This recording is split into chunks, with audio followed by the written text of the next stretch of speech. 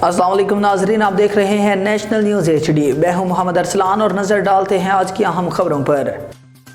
दालबंदीन से हमारे नुमाइंदे अली अहमद कमाल की रिपोर्ट के मुताबिक डिस्ट्रिक्ट चेयरमैन ज़िला कौंसल चागी खान अब्दुल वदूद खान संजरानी ने कहा कि सानहा 9 मई पाकिस्तान की तारीख में सियाह दिन के तौर पर मनाया जाता है।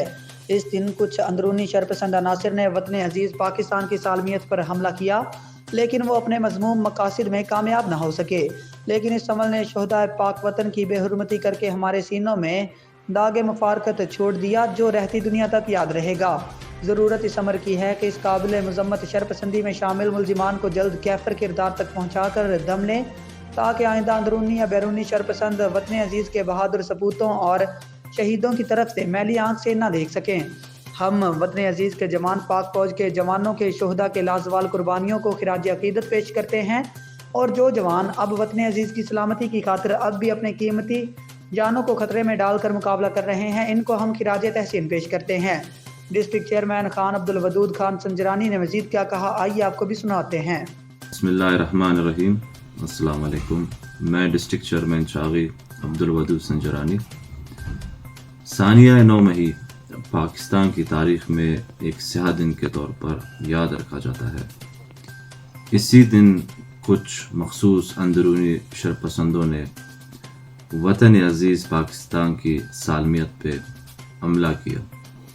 इनकी ये मज़मूम मकसद तो कामयाब न हो सका, लेकिन इस अमल ने शुहदाए पाकिस्तान की बेउरमती करके हमारे सीनों में दागे मुफारकत छोड़ दिया, जो रहती दुनिया तक याद रहेगा।